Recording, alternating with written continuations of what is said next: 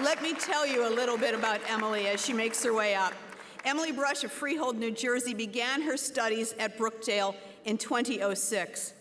Today, she is receiving her Associate in Arts in Liberal Education.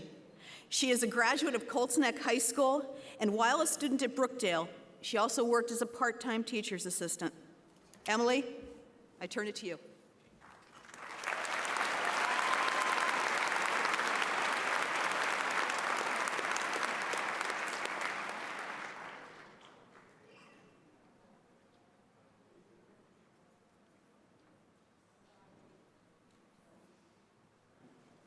Good morning. A warm welcome to faculty, families, friends, and fellow graduates. Did you ever think this day would come? I certainly had my doubts, and I'm sure the doctor who diagnosed me never dreamed I would ever be capable of earning an associate's degree, let alone have the ability to speak before you today. My educational journey began at Brookdale Community College in the fall of 2006. Due to my physical disability, I was only able to handle one course a semester, so it has taken me 9 years to get to this day. I have a disability known as cerebral palsy, or CP. It is not an illness, disease, or disorder. It is not contagious, and it doesn't get worse. It is a condition that can happen the result of a stroke, an accident, or in my case, a birth injury. Cerebral palsy is a lifelong physical disability that affects one's motor skills. It can present as a mild disability that is almost indiscernible, to a rather obvious and severe disability requiring 24-hour care. In case you're wondering, I fall into the latter category. Despite my predicament, my parents, teachers, and therapists never allowed me to adopt a no-can-do attitude. I was not allowed to use my disability as an excuse for not trying or doing something. I may do things differently, and it may take me longer like it did with my degree, but I can do anything I set my mind to, though I probably will not take up skydiving anytime soon. As you can imagine, I have faced a multitude of challenges in my life, not least of which was the decision to attend public school. This was the road less traveled, and it was not an easy path. However, I was blessed to have a stay-at-home mom who made sure I had everything I needed to succeed. Not everyone supported my right to attend public school, but I proved the naysayers wrong by excelling academically. In fact, in my junior year of high school, I was inducted into the National Honor Society. Membership required that each student fulfill 30 hours of community service each year. Because of my disability, the NHS supervisor was more than happy to gift me these hours. However, this did not sit well with my parents. They explained to me that as long as I was deemed worthy of membership into the NHS, I needed to be held to the same standard as the other students. That meant finding a way to do community service. Fortunately, my computer teacher suggested I learn to make language boards using a software program called BoardMaker.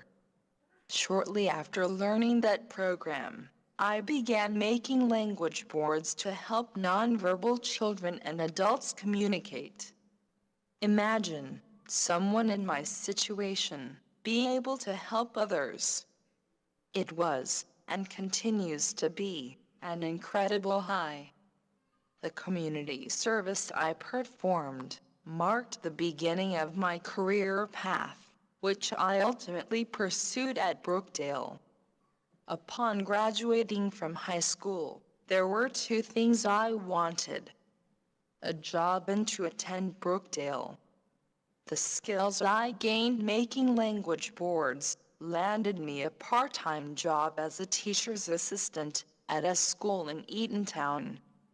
It is at Hawkswood, a school for multiply handicapped children. I use my computer to support literacy in the classroom, mentor a student in the use of the computer, create job coaching videos for students on high-tech devices, give motivational talks, and create a graduation movie for our senior class.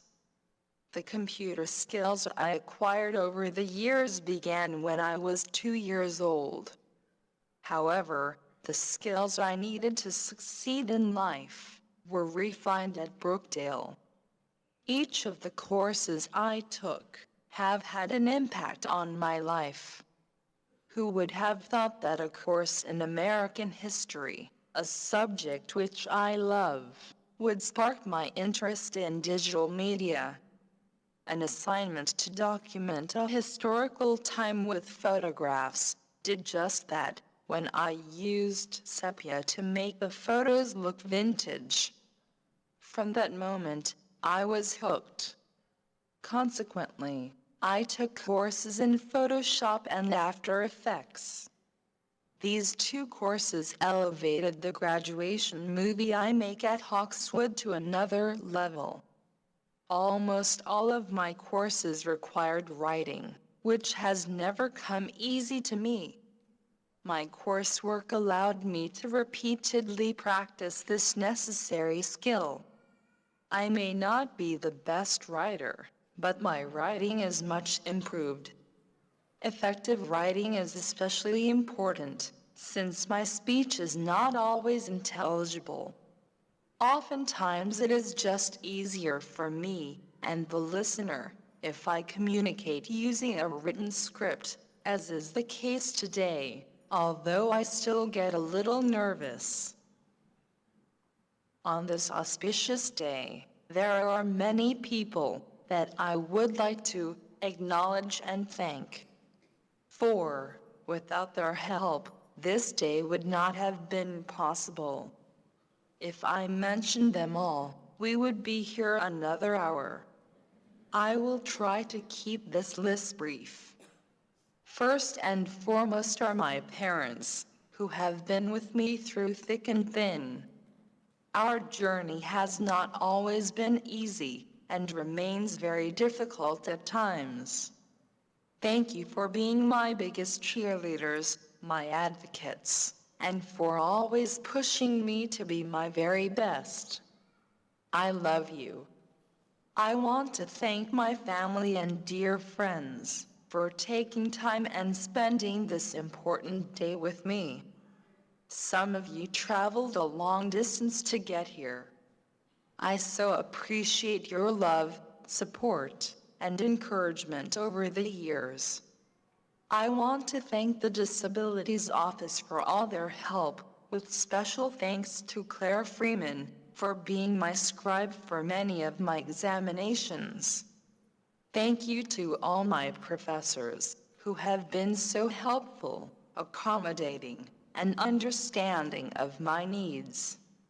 Special thanks to Professor Claire Smuga, who worked diligently to teach me Photoshop, one of the most valuable courses I have taken at Brookdale Community College. Finally, I would like to thank my speech professor, Joan Scacco, who encouraged me to submit a speech for consideration at graduation.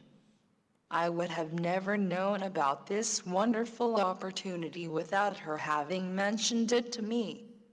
I am both thrilled and thankful to have been given this opportunity to speak before you this morning.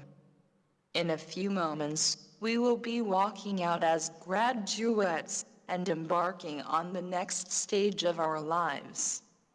Wherever your journey leads, I wish you well.